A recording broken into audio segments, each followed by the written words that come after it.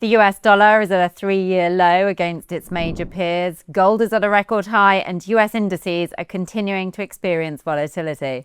I'm Fiona Cincotta at StoneX. I'm here to discuss the longer-term technical outlook with Razan Hilal, a market analyst at forex.com. Thank you for joining us, Razan. Hello, Fiona. It's great to be here again.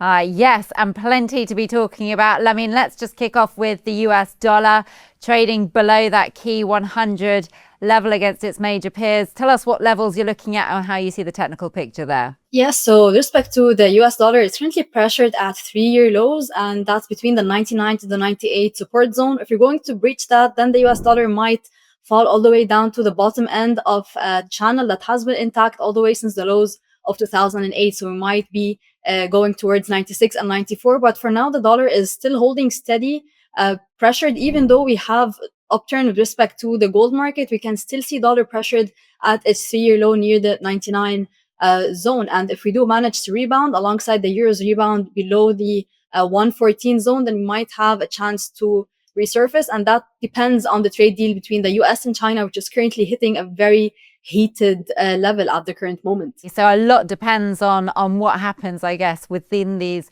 next few days and weeks as to how this unravels. And obviously we've got that US dollar weakness, which adding into safe haven demand is driving gold up to record levels. What are you watching for there?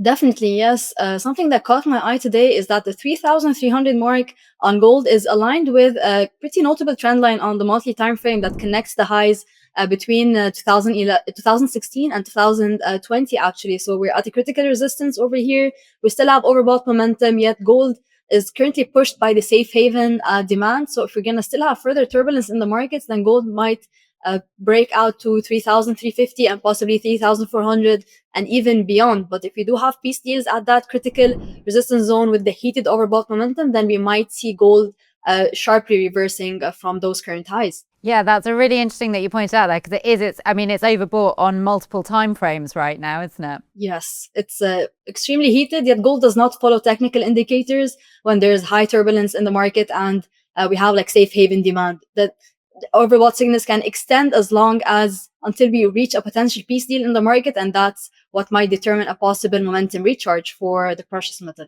And sticking with commodities, what are you seeing with oil? That's obviously rebounded from its lows, but what levels are we watching for there? Yes, so with respect to the oil market, it managed to rebound from a critical $55 low. That $55 is the golden Fibonacci of the overall uptrend of gold that extended between 2020 and 2022. So it's a golden level. I was eyeing the $55 support. It rebounded in line with the overall rebound of the markets last Wednesday when we had the 90-day tariff delay. So now oil is currently hovering at the $60 barrier and facing a bit of weakness as OPEC downgraded the world economic growth for 2025 alongside oil demand. Yet it's still holding in line in a positive correlation with the US markets. If we proceed with a trade deal on the horizon between US and China, then oil might be able to resume its overall recovery alongside the US equities market.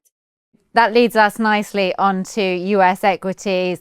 Dow Jones, S&P 500, NASDAQ. Again, they've picked up off those lows, but what levels are you watching? Yes, so with respect to the rebound on the stock market, it's currently on a cautious hold. We can see more risk appetite on gold, less risk appetite on the stock market, as we recently saw in the headlines, Trump putting some restrictions on Nvidia for exporting chips towards the Chinese economy. So that might have a dampened risk appetite with respect to the tech sector in the US. Now, looking at key levels with respect to NASDAQ, it's currently challenging the 19,200 resistance zone. With respect to Dow, it's challenging the 41,000 resistance zone, and the S&P is challenging the 5,500 resistance zone. So they're all standing in a very similar pattern, just below these resistance zone, just waiting for a clear signal for the market that we are comfortably proceeding with positive economic indicators for the US economy and positive trade deals on the horizon. So investors can comfortably proceed with investing in the market, and we can have more uptrends. But if not, then we can still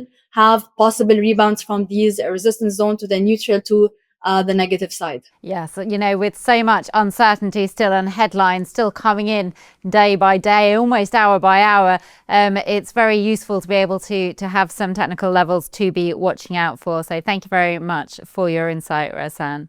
Yes, definitely. Thank you. For more videos like this, please do like and subscribe.